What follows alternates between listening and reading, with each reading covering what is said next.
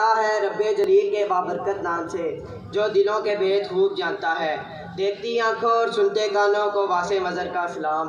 میرا آج کا موضوع سخن ہے، بھوک تہذیب کے آداب بھلا دیتی ہے، مفلسی حسن لطافت کو مٹا دیتی ہے، بشر کو بشر کی اوقات بھلا دیتی ہے۔ آؤ اس ماں کی زبانی بھی کوئی بات سنے، روز بچوں کو جو بھوکا ہی سلا دیتی ہے۔ اپنی عزت کے بھروسے تھی جو مضبوط کھڑی، اپنی عزت کے بھروسے تھی جو مضبوط کھڑی، آخر ایک روز وہ سر اپنا جھکا دیتی ہے۔ اس کے دامن پہ لگے دا یہی کہتے ہیں، اس کے دامن پہ لگے دا یہی کہتے ہیں، بھوک تہذیب کے آداب بھلا دیتی ہے۔ صدر زیرکار، جس معاشرے میں انسانوں کی کوئی قیمت نہیں ہوتی وہاں جسم بہت قیمتی ہوتے ہیں۔ جس معاشرے میں انسانوں کی کوئی قیمت نہیں ہوتی وہاں عزت کی بولی سب سے اونچی لگتی ہے، اور جس معاشرے میں انسانوں کی کوئی قیمت نہیں ہوتی وہاں بھوک تہذیب کے آداب بھلا دیتی ہے۔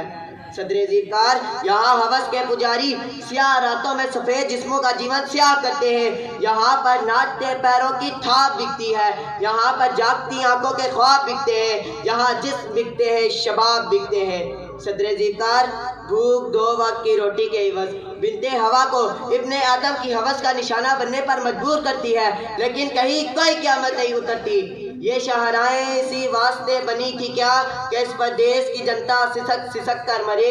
زمین کیا اسی کارن اناج اگلا تھا کہ نسل آدم و ہوا بلک بلک کر مرے؟ ملیں اسی لیے ریشم کے ڈھیر بنتی ہیں کہ دختران وطن تار تار کو ترسے، چمن کو اس لیے مالی نے بو سے سینچا تھا کہ اس کی اپنی نگاہیں بہار کو ترسے۔ صدر زیرکار، ہمارے معاشرے میں کوئی اقتدار کا طالب ہے تو کوئی شہرت کا بھوکا، کوئی دولت کا پرستار ہے تو کوئی پیٹ کا بھوکا، کوئی بھنگ کے ایک پیالے کے عوض اپنا سب کچھ نچھاور کرنے پر آمادہ ہے تو کوئی طاقت کا بھوکا۔ کیا تو جال بڑھتا چلا جا رہا ہے، تہذیب و تمدن کے پیمانے ٹوٹ پھوٹ کا شکار ہو کر وقت کی ناقدری کا گلہ کر رہے ہیں۔ ہم زوال کی آخری حدوں کے بھی آخر تک آپ جا پہنچے ہیں۔ ہر طرف سے ایک افکار سنائی دے رہی ہے، بھوک تہذیب کے آداب بھلا دیتی ہے۔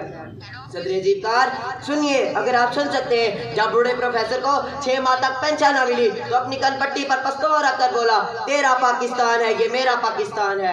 سنیے، اگر آپ سن سکتے ہیں، جب تسلیم سولنگی بھوکے کتوں کا نوالہ تر بنی تو وہ بولی، پڑے ہیں گم کٹہرے عدالتیں چپ ہے۔ سنیے، اگر آپ سن سکتے ہیں، جب وزیر اعظم کی کھلی کچہری میں خود سوزی کرنے والا شخص بولا تھا، میں بھی پاکستان ہوں تو بھی پاکستان ہے۔ سنیے، اگر آپ سن سکتے ہیں کہ ڈاکٹر عافیہ صدیقی آج بھی سراپا سوال ہے، ذمہ دار